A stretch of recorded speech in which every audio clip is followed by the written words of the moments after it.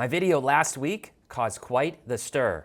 So this week, well, I'm flipping the script with 6 things in the hobby that I like more than most, and I'll tell you why. Let's data dive.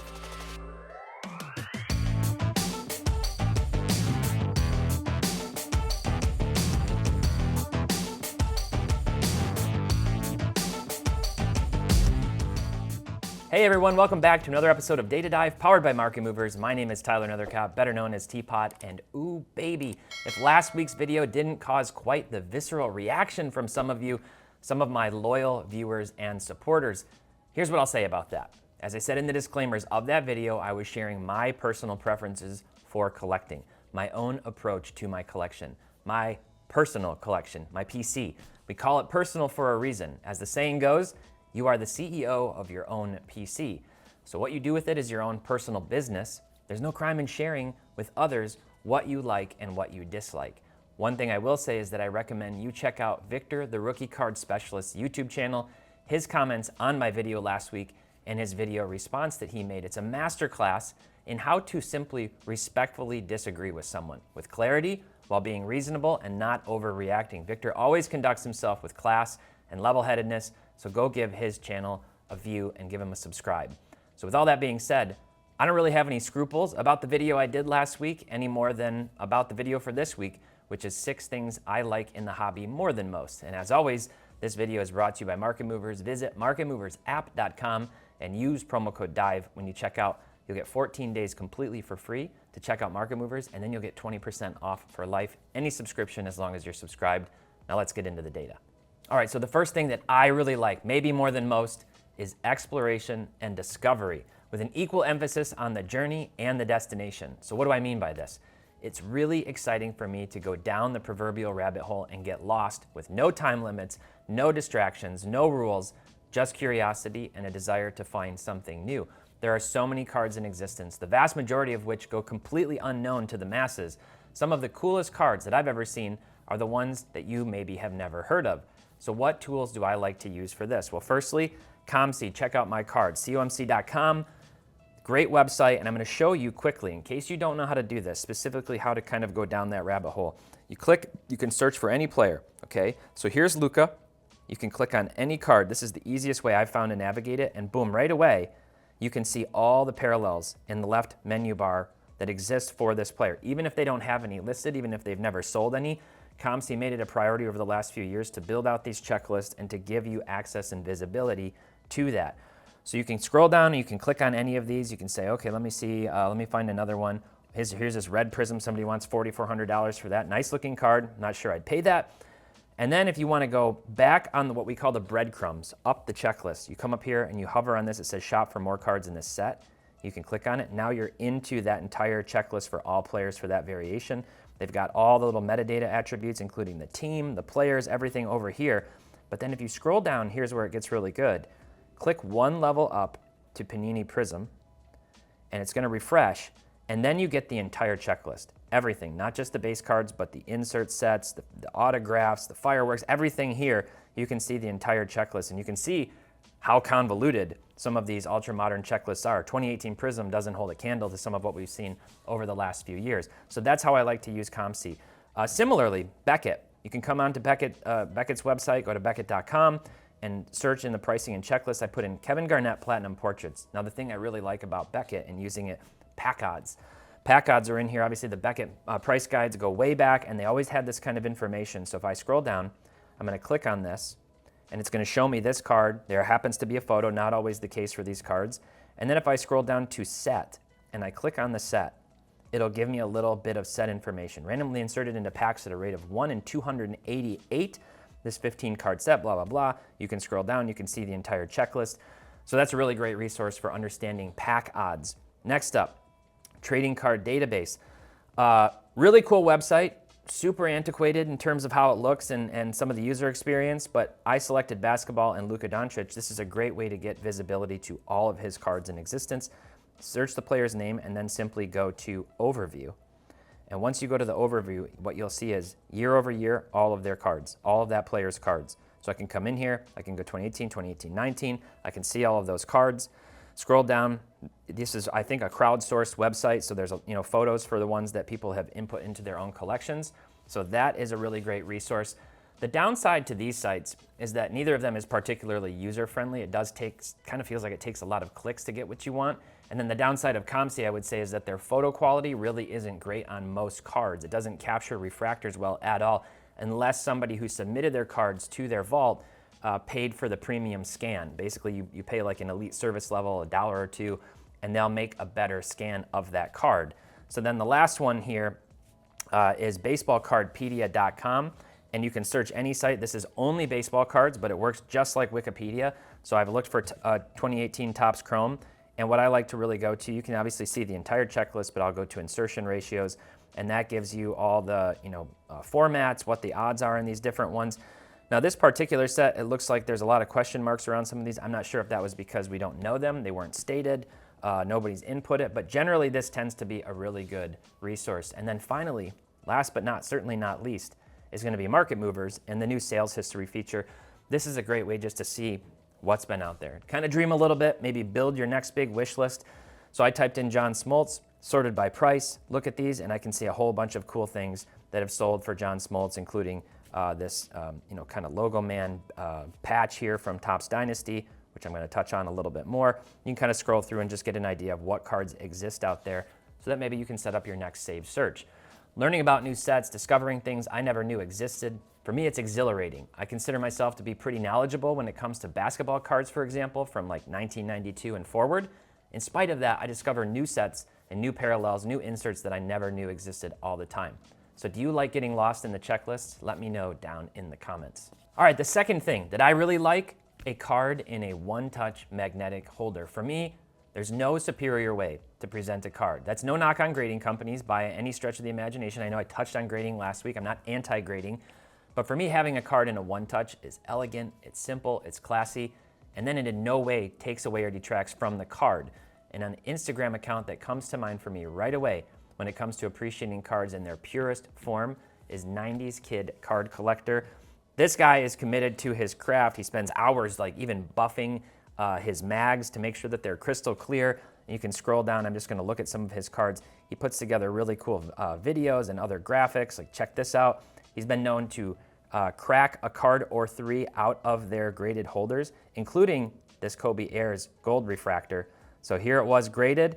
He has this whole video. He cracks it out. People think he's crazy. Go read the comments on this. It's pretty funny. People are like, why would you ever do this? Because it's his personal collection and he's free to do what he wants.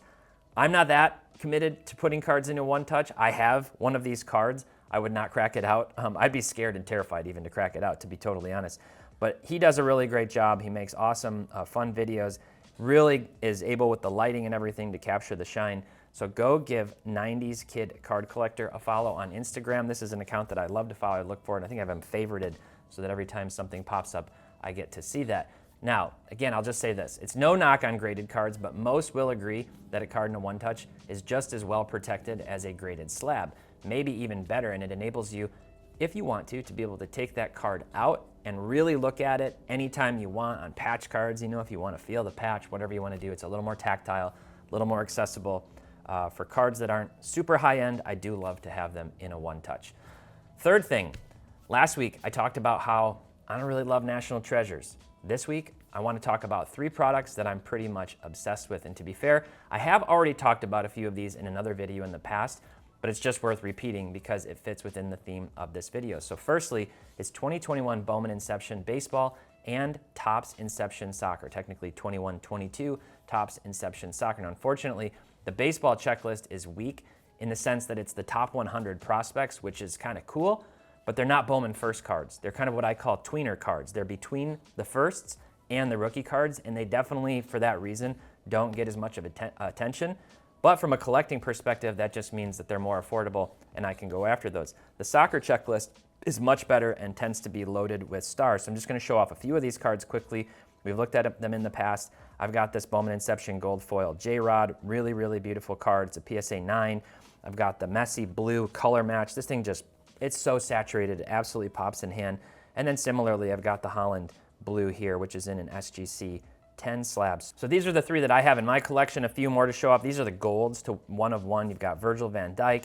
I missed this one. I just missed it way back when, this color match Lua. This is numbered to 10, the red. It absolutely matches that kit from Bayern Munich. And then finally, my guy Jordan Riker, go give him a follow. Jordan's card's 41. This is the Messi. He actually moved this card.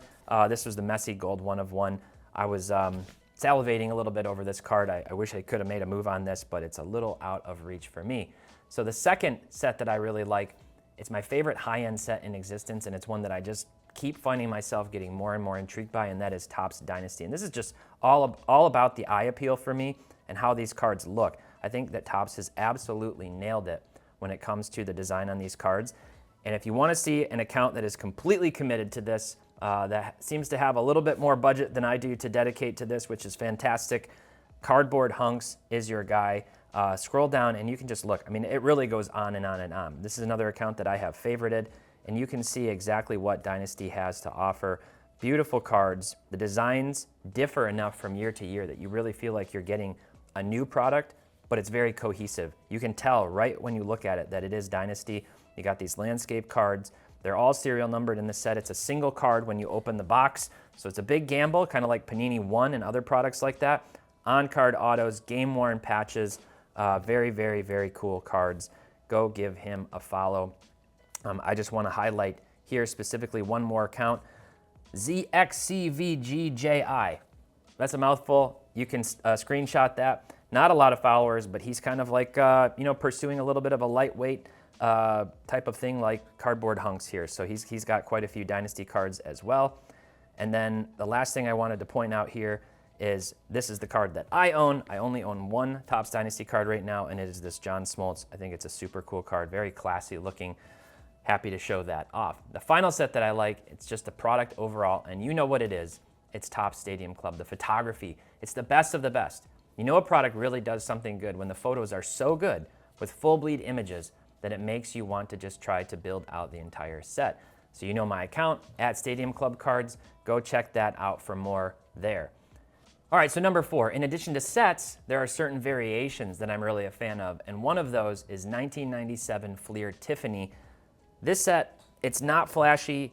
It kind of flies under the radar. Actually, it really flies under the radar, but these cards are very rare. So you see the little post I made here. I have this Barry Sanders card. It's a PSA 9, Pop 1, none higher. I've had save searches for this card for years and picked it up, I don't know, maybe 4 months ago or so, 5 months ago. I said these never come around. I see PMGs surface more than these cards. They were 1 in 20 packs, but then a 450 card checklist. So do the math on this. You will not see many of these Barry Sanders surfacing. And then just in general, I can go over to sales history and search for these to kind of show you a few more. I actually do own a Kobe Bryant and a PSA 9. You've got the Jordan. And the thing I really like about these cards, it's just this platinum blue foil on everything. It says, Traditions, Tiffany. It's out of the Fleer set. And then you got that really shiny, refracting, bright blue foil. You've got the David Ortiz rookie card, AKA David Arias. I've got this Kobe in a PSA 9, which I picked up from Burbank about a year ago. Really, really cool set. Definitely one of my favorites. Just a lot of nostalgia. I opened a lot of that Fleer product when I was a kid, and I really like those cards. Second one is gold medallions from Fleer Ultra in the 1990s, specifically 1997, 98, and 2000. So here's the Kobe. This is the 1997 Ultra Kobe. It has sort of more like the sparkly gold, full effect, full bleed onto the card. Fleer Ultra always had great, great photos. Here's the 98 reverse dunk going up for it. This doesn't have the same sparkle effect. It's just more like that full gold saturation. And then great image from 2000. This is the 2000 Ultra set championship. Sad Austin Crozier in the background, who lost the championship. Reggie had his chance. They didn't get it. The Lakers were a powerhouse and couldn't be beaten until they faced my Pistons a few years later. So those are some of the sets that I like. The last one, image variations. I think I've talked about these before. So here's that account, Stadium Club Cards. I run this account as well, kind of to compartmentalize things. And one thing I really like on Instagram, a lot of people maybe don't know about this, is the highlights feature. So if you share something to your story, you make the post, you share it to your story, then you can click the little heart in the story to add it to your highlights. I can click this open, and you can kind of go through and compartmentalize your collection that way, since Instagram really isn't designed to support these, types of things for card collectors. This is one of my favorite image variations from the All-Star game. This is my favorite image variation with my two favorite players, Pujols and Miggy, and you can kind of click through these. Great shot of Griffey, and that goes on and on. All right, item number 5 that I really like, maybe more than most, passionate collector posts on Instagram and hearing the story behind card acquisitions and why it's special to somebody. Okay, maybe many of you like this as well, but I really do like it. And I asked on Instagram for people to send me some examples, something that they wanted shouted out, and to tell me why they like it. Here's the first one. This is from Minigraphs99, and what he said about this card. He said, "This is a special card of mine that will never leave my PC. Cat, Karl Anthony Towns, signed it for me, and while he was signing, he was talking about how rare kabooms are, and he said that he needed one for his collection himself still." Well, side note, Minigraphs, I have a raw copy of this exact card, unsigned, so connect me with Kat, and maybe we can work out a deal. All right, this is obviously a really, really nice card with that blue ink auto on it. What do you think of signing cards in person? Do you like those types of things? It's kind of polarizing. Minigraphs is really big on that. He's a Minnesota fan, and I know that he's really happy to have this in his PC. Second card, Remembering the Chase. This card, Johnny Bench, this is what he told me. This card is super special because I think it's the best auto in the hobby for Johnny Bench. This red auto is on the gray background of the 1970 Topps, complements it perfectly. Bench was a lifetime red. Respect to a player for embracing their city that took a chance on them. Definitely a really cool card. I'm a huge fan of these older vintage designs, and then I'm a huge fan of the heritage when they bring them back with the ultra modern players. So this is definitely a really cool card with that red ink signature. This is a great card. You can't go wrong here. At Cards and Cardio on Instagram, he said, "I traded a few of my good Jackie cards for a great Jackie card. As a Jackie collector, it was hard to consolidate and trade away some of them that took years to acquire, especially my SGC2 1948 Leaf. But with the market coming down a bit on his cards overall, it felt like a great time to get into such an amazing copy of this iconic card as the pinnacle of my PC." This is obviously a really beautiful card. I've said it before, I actually prefer the 1952 Topps to that 1948 Leaf card, just in terms of the visual eye appeal. This is one of the most iconic sets of all time for many reasons, and I do really like this card, so congrats to Cards and Cardio. Up and Adams, New Zealand, he sent me an image directly, so this is his account. He's a big Steven Adams collector, but this is not a Steven Adams card that he was excited about. He said, "I grabbed this recently for $480 cash plus $50 in trade value. It's special because it's my first big non-Panini card, and to be honest, when the boom was happening, this type of card was way out of my reach, and the type of card that I never thought I would own. To get it close to 2019 comps is frankly something I didn't think would happen, so it's pretty special to me." And then last but not least, we've got Simon466 Cards. Go give him a follow. He has a YouTube channel. He's very analytical. He breaks things down. He spends the time to put the work in to look at numbers, and ask a lot of questions, kind of thought-provoking content, so go check him out. And what he said is, "I always wore number 65 in sports to honor my favorite player, Mario Lemieux, number 66. I have his O-Pee-Chee rookie card in a BGS 6.5 and PSA 6.5. I'm still looking for an SGC 6.5 to complete the grading rainbow." That's interesting.